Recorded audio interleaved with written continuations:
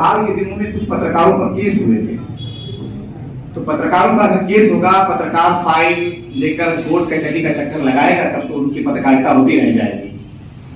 तो मैं समझता हूं इन बातों पर भी ध्यान दिया जाना चाहिए और पत्रकारों को भी अपनी पूरी जिम्मेदारी निष्ठा के साथ, ईमानदारी के साथ, चूंकि आपको लोकतंत्र का चौथा खंभा माना जाता है, कहा जाता है, आप में लोग विश्वास करते हैं, तो आप अपने कलम को जब कभी भी उकेरे तो उससे पहले 1000 बार सोचिए कि आप क्या लिखने जा रहे हैं। और आपकी खबर से समाज पर, देश पर, राष्ट्र पर, तमाम लोगों का शुक्रिया कि आप लोग आज राष्ट्रीय प्रेस दिवस पर यहाँ जमा हुए थे।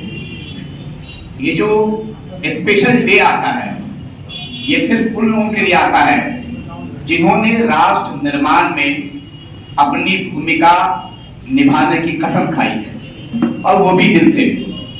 आज हम जैसे दौर से गुजर रहे हैं, कई सारी चुनौतियां हमारे साथ हैं।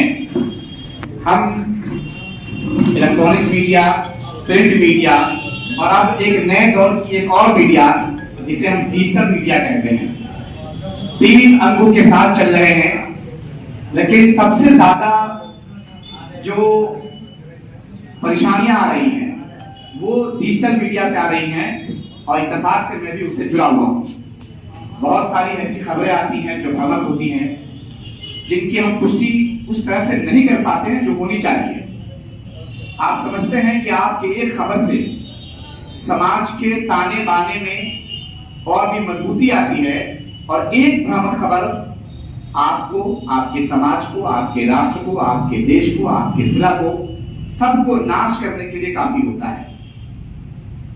तो मैं खास करके अपने डिजिटल मीडिया में जो लोग काम करते हैं, मैं उनसे अनुरोध करूंगा कि किसी भी खबर को पोस्ट करने से पहले, आपातकाली से पहले, उसको पूरी तरीके से आप छानबीन करें। ये आपका दायित्व बनता है।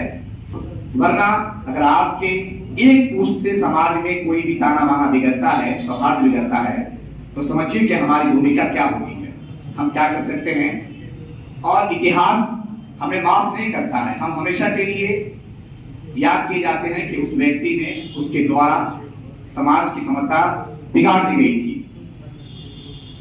तो ये हम तमाम लोगों का कर्तव्य बनता है। हमारे बहुत सारे बड़े सीनियर जर्नलिस्ट यहाँ बैठे हुए हैं। आप लोग भी हमेशा राह दिखाते रहें, बताते रहें कि हमें कैसे काम करना है, क्योंकि आपके पास तजर्बे बहुत सारे हैं। एक गुजारिश जिला प्रशासन से और करूंगा कि हम